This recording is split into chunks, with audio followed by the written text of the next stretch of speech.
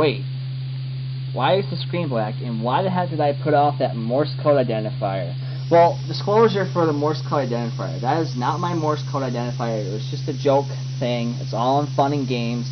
There's nothing there to be legalized about. So shut your mouths and just focus on the video. Also, reason why I'm putting my voice to a different medium, or supposedly, it's actually not being transmitted. It's actually being routed through an external means via the same method I'm going to show you here. So, let's go ahead and actually close, well, I'll keep HDSDR open. But I'm going to unlock my display here real quick. I'll launch Audacity, and we'll, turns out, doing some stuff that we're going to need to show you here. So, as you can see, I have already a waveform generator here, just from special plugins. Now, I'm going to actually show you the proper way to do this, because that was not what I wanted to do. Okay. First things first, before you even start doing anything, I'm going to show off the basics here. We'll generate 151.4, which is just the basic PL tone, and I'll actually, you know, put this up a little bit. Okay. Now, what I'm going to do is, actually what I'll do is, you know, make this a stereo track, because the reason why we have to use a stereo track and a more specified sampler rate being around 192 kilohertz, because otherwise our spectrum will look weird. So, why must we do this? Well, I already said it anyways. But why are we using modulate? There's a couple of plugins that are here, such as demodulate, but we're going to use something that we have to do here. Now, on this example, we're just going to use narrowband FM. Now, why is it just narrowband FM? The 192 kilohertz is not enough bandwidth for BB audio cable to stream a wideband FM signal, which is actually the same rate. So we'll just do a simple 12.5 kilohertz waveform here by the same sampler rate, but watch what happens here when I do this.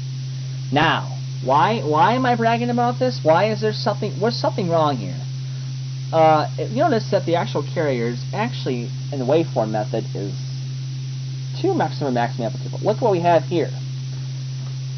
This is what happens as a result of you or the user basically modulating your sound with that plugin outside your sound card.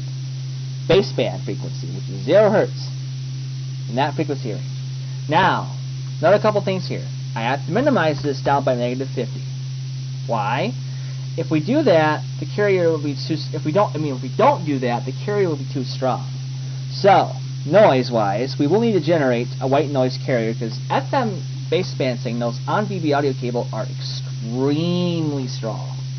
Even if you don't have noise and you try to put it on minimum amplitude here, it's going to be strong as heck, guys. I'm not joking. It won't ruin the driver per se, but it'll be extremely strong. So that's why I add some noise here, and also make the thing look a little bit more realistic as far as SDR capture is concerned. So let's go ahead and start up HDSDR here. That will play Audacity, which I mistakenly played. See?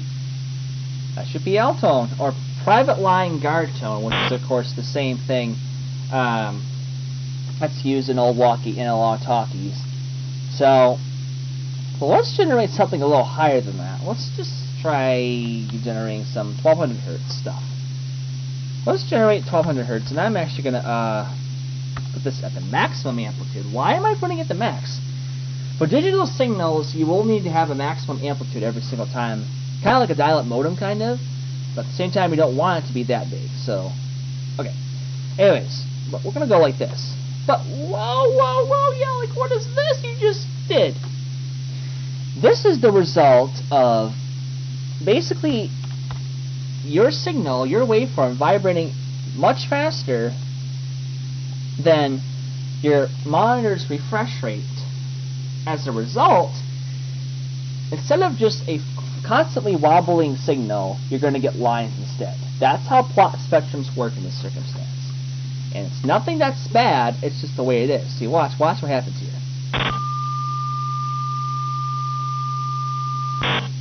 that waveform is vibrating at 1200 times per second, which is extremely fast on the radio spectrum. But watch what happens when I generate something that's really low. Let's like do 2 Hertz or something like that with 1 amplitude max modulation. So watch what happens here. They're going to see the same thing happening here, but watch what I can do. Like, okay, let's do this. Really what's happening there on the radio spectrum is your PL tone's actually going like this. That's what I'll actually do. I will actually put this down by a -10. Try that. Yeah, well, repeat it again. There we go.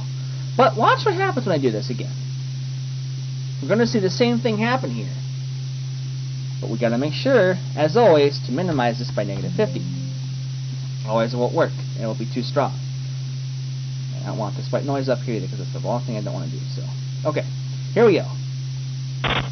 See? Look at what that's literally what a PL tone does. It vibrates like that, but much faster. Now also the big modem carriers also vibrate like that, but much faster, therefore causing the deviation to be much, much larger. Well, not the deviation per se, but the bandwidth of the signal itself, not the audio bandwidth, but the signal itself is much larger, the baseband signal. Remember that, okay? This is a reference point for you guys, right here, for frequency modulation on a, and I can even improve this too with upper sideband. So let's do that real quick. Actually, I'm gonna do this. Move this down a little bit. We'll move it on upper sideband here.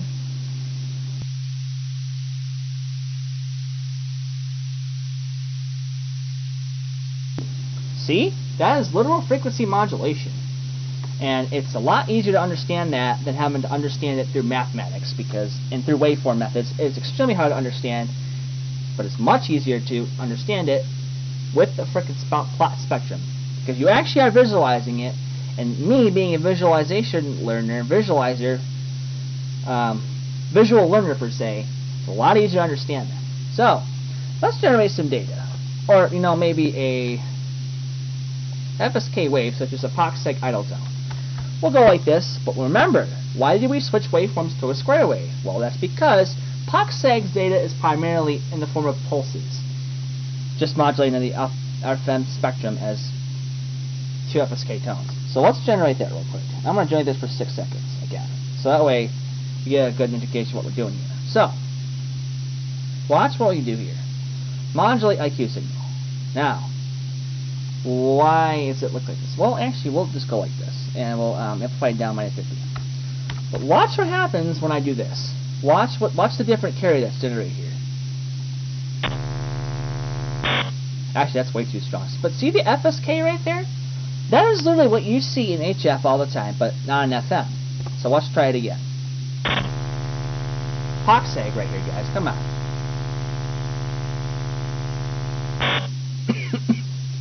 So, that's a little bit of a visual lesson for you guys right there. Now, let's do something a little bit different. We'll do AFSK data right here. And what I'll do is I'll actually do something a little bit weird. We'll just, do AFSK but with 7 bits instead. There's actually some framing here, but I'll just go like this instead. 10 seconds. Okay. Now, I have to amplify this up one more length here to maximum. And now we can modulate it. Why did I have to modulate it again, though? Like this with a max amplitude? Because if we don't do that with audio, it's going to look really weird, and quite frankly, it would be too quiet to receive. So, we'll go ahead and do that, and I think it's 50. Oh, by the way, for people who are questioning, why did I use this specified parameters? If you divide 192,000 by 16,000, you get something around like 3 kilohertz or something like that. Let me actually do that real quick. Let me go to calculator, do some math for you here. So 192 divided by 16 equals 12. That is 12 kilohertz of bandwidth covered per 12 kilohertz. So, but why are we choosing 2,500 hertz of audio bandwidth and FM deviation the same length? The reason why is because this chooses a perfect cover for 12.5 kilohertz narrowband FM regulations. Now, you could technically change this here. You could change this whatever you want. But the thing is, it's more or less recommended to keep this at 2400 hertz, because if you increase this deviation, it's going to vibrate a little bit more and it'll increase the bandwidth even more, but we don't want that. So here we go.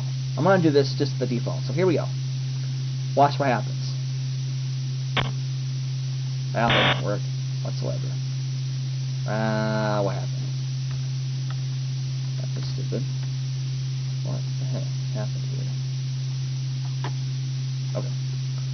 I'm going to amplify this down. That didn't work, actually. I'm surprised that didn't work. Okay.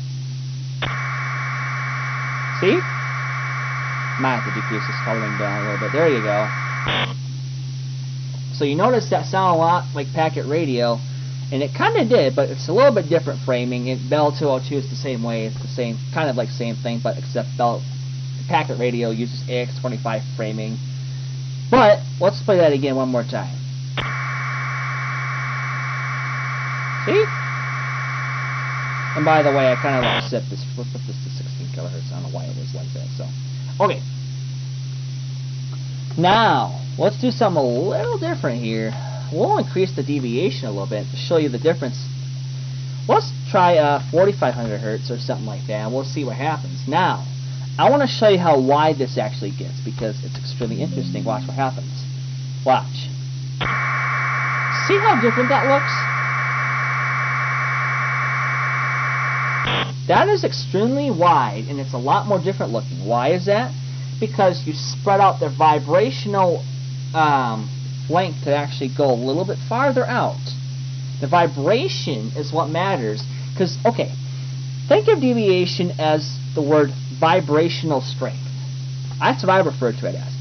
It's if you think of deviation in a much more complicated manner, you're not going to be able to understand what that means, especially with all the math involved. That is ridiculous.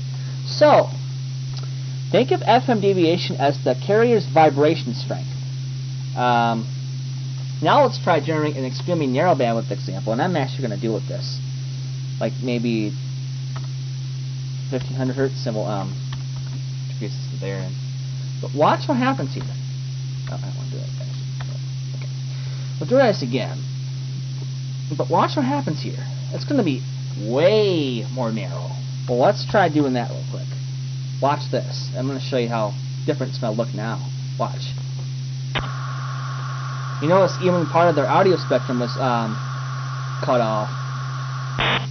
But what really it is, it's just fooling around with parameters that really aren't supposed to be fooling around with, even if you're trying to transmit something on the radio. But the reason why this new research exists is to make sure that whoever simulates or puts your signal out onto the air is 100% going to come to the realization that their spectrum is going to be allocated correctly. This way, the hardware can be tuned to the right parameters and not have to worry about anything else. So yeah, that is the reason why this application exists and this research exists. By generating artificial IQ, you can actually simulate signals even before they go on hardware. So that's the reason why it's very, very easy to do. You don't have to transmit anything. This is just being routed through a simple virtual means, VB audio cable, and Audacity. I hope you enjoyed this tutorial. This is Yalpha Lembine out.